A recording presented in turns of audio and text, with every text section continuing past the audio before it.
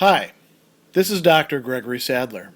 I'm a professor of philosophy and the president and founder of an educational consulting company called Reason.io, where we put philosophy into practice.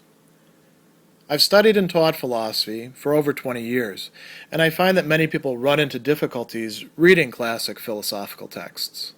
Sometimes it's the way things are said or how the text is structured. But the concepts themselves are not always that complicated, and that's where I come in. To help students and lifelong learners, I've been producing longer lecture videos and posting them to YouTube. Many viewers say they find them useful. What you're currently watching is part of a new series of shorter videos, each of them focused on one core concept from an important philosophical text. I hope you find it useful as well. One of the remedies in the end of Book 2 of his work on anger that Seneca provides us for dealing with our own anger is considering the ugliness of it. And he goes into considerable detail in Book 2. He also talks about this in Book 1, in Book 3, because anger shows itself through our bodies and what we do with them. So there's many examples. And he's actually going to begin talking about something connected with this a little bit earlier than the main discussion. So this is in section 31 or chapter 31 of Book 2.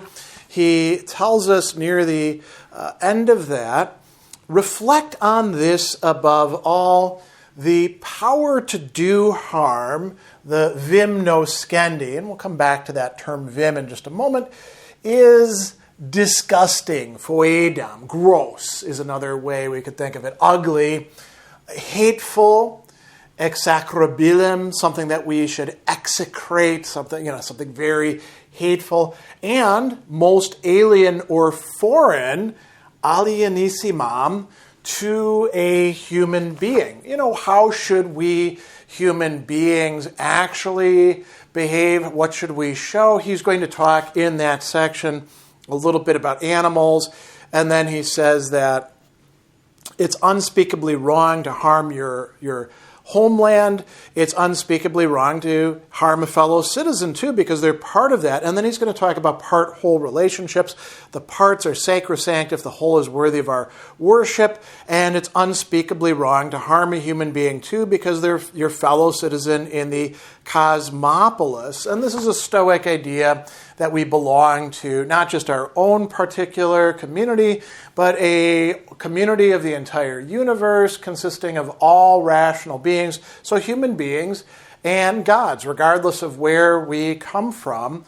So if we allow ourselves to get angry and want to harm others through that anger, we are actually lowering ourselves away from our genuine nature. Now, the power to do harm, vim, right?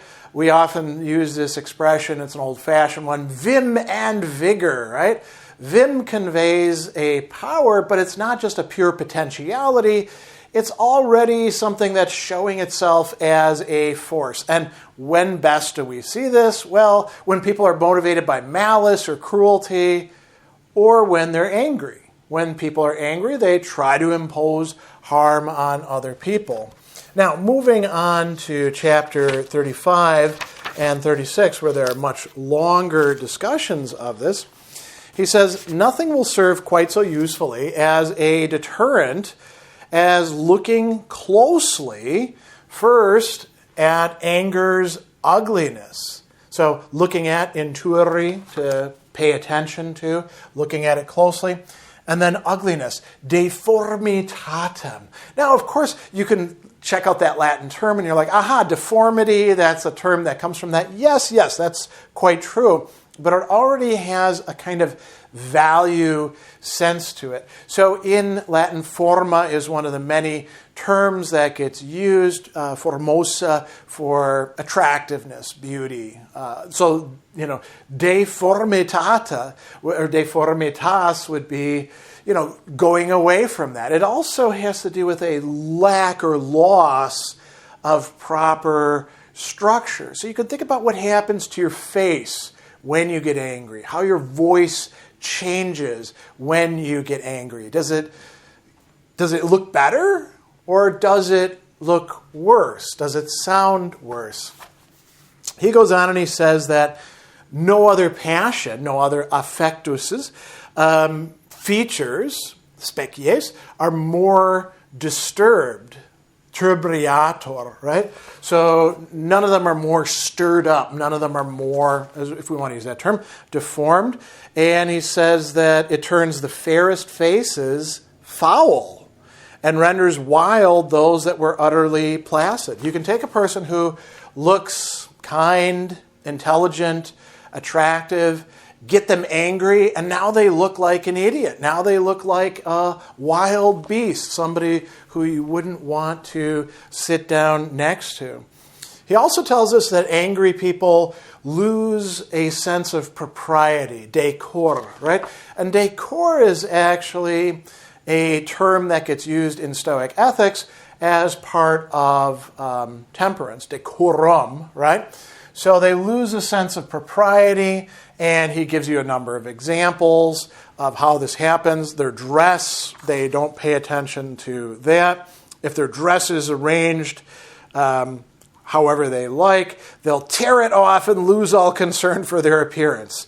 If their hair is arranged attractively by nature or by art, it bristles as wildly as their minds. Their veins swell. Their chests are shaken by rapid breathing. Their necks strain with the frenzied eruption of their voice. Their joints tremble. Their hands are restless. Their whole body is buffeted as if by waves. Now, this is rather extreme, and it doesn't happen to everybody. Some people actually become pale and more seemingly controlled when they're angry. But it does, in fact, affect our outward appearance. We can tell this in terms of dress, hair, body, voice, the limbs of the body, and other aspects, right?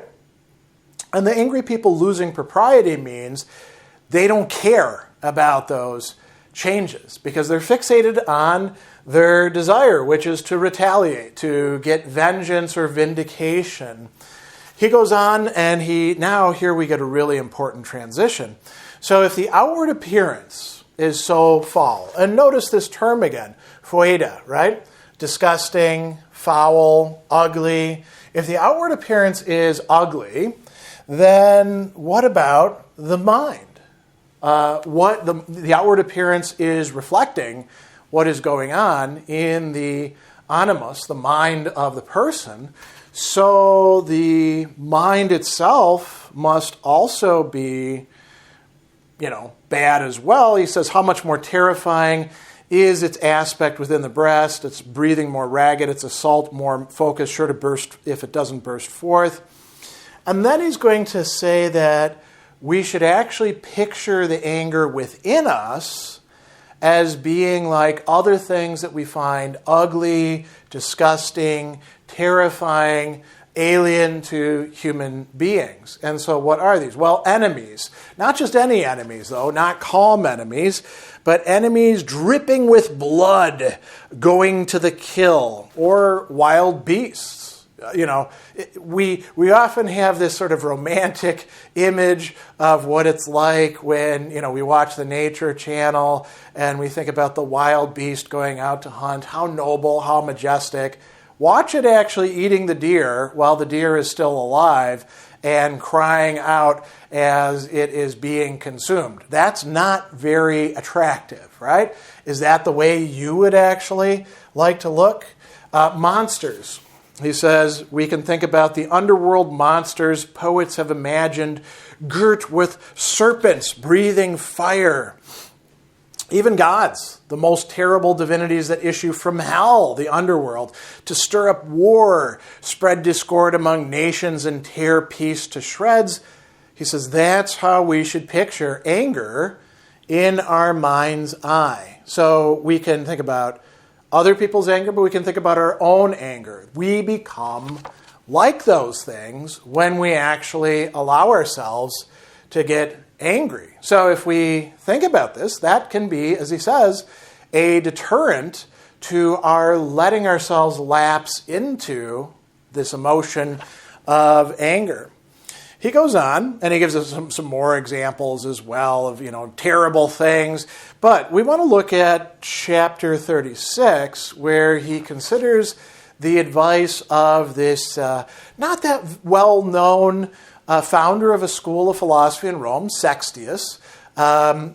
Seneca actually draws on him at different points, and a good bit of what we know about Sextius comes to us from Seneca, because we don't have much record of what it was that this particular school was into. But he says, some angry people, Sextius says, have benefited from looking in a mirror. And, in our time, we could think not just about mirrors, we could think about cameras, we could think about recording our own voice as we rant angrily, we could think about the, letters we write, taking a picture with our cell phone. Any of those sorts of things could be useful like a mirror for reflecting back upon us what our appearance actually is like. And he says, people that do look into a mirror, they are taken aback, perturbavit, right? They are bothered, they are shaken at the great change in themselves. Tanta mutatio sui. And again, with mutatio, we have this similar to the deformation, right? We have a big change, and it's not a change for the better. And you can actually see it if you're looking in a mirror. You can see your face all twisted up, right? You can, if you're paying attention to how you sound, you can hear your labored breathing. You can hear the choking sound or the rage in your own voice. And he says that when people do this, they often don't recognize themselves. They're like, who is that? And then you're like, oh, shit, that's me. That's not good that I look like that. Maybe I should dial it back a bit. Now, Seneca is going to be a little bit more pessimistic about that. But he does suggest something. If our mind could be made visible like the body is, then we would snap out of it pretty easily. The appearance, he says, would stun us.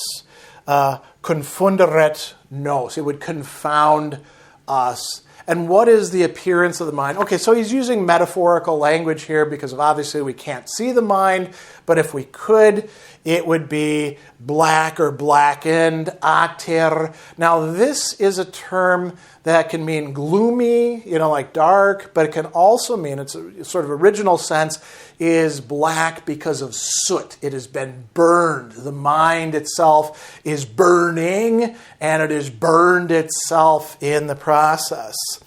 Blaci, maculosque. When we say immaculate, the original sense of immaculate means not having any blemishes. We look at the mind that is angry, and it's full of blemishes. It's got all sorts of screwed up spots on it, right? So blaci works. Seething, aistuans, right? We sometimes, joking around with people, once we've irritated them in social media and they start getting angry with us, we're like, seethe, right? And what do we mean by that? Just stew in your own anger, you person over there who's losing it over something trivial. Twisted, distortus, turned around, we could say wrenched, or, wrung out or something like that. That conveys the sense of it. And then swollen, tumidus, inflated up. All of these things are characteristic of the angry mind, according to Seneca. Now, I mentioned he's a little bit less optimistic about this advice to look in the mirror by comparison to Sextius. Why is that the case? So he says, you'll believe that a mirror could deter no one from anger. Of course, someone who approaches a mirror in order to change himself has already changed. So this goes back to Seneca's notion of how anger develops. We have this three-stage process that he discusses early on in Book 2. And so how does this work? We have an initial appearance or impression. Something makes us start feeling the beginnings of anger. Then we have this second stage where the will, judgment, reason could in fact derail it and keep us from getting angry, but a lot of times we give our assent. Then we're in the third stage where we're actually angry, and at that point it doesn't do any good to apply any remedies. That's Seneca's most consistent position. There's a few things that he says that suggest that perhaps it's not quite so cut and dry as that, but at least with the mirror thing, he thinks, well, if you're already angry and you're looking in the mirror, it's probably not going to shock you and shake you out of that anger. And he actually has one other consideration. He says, angry people find no image more comely or attractive than one that's savage and grim, just as they want to appear. He remarked on that earlier in book 1, that anger actually will get angry with the truth if the truth confounds it. Anger wants to remain angry and do its thing. So he's rather pessimistic about whether this mirror trick could work, but this is something that we could actually ask ourselves, if we try it, does it have any valuable effects? Is Seneca actually correct about this, or perhaps should it be put to experiment? So in any case, we do have a practice here that we can use, perhaps not once we're actually angry, but in the lead up to anger, we could think, oh man, what do I look like when I start losing it? And that could be some reflections that we could use. And we could remind ourselves about this, say on a daily basis, if we're trying to work on our own anger, thinking about the physical appearance and what it says about our mind by analogy can be quite helpful for many people in lessening and controlling this emotion of anger.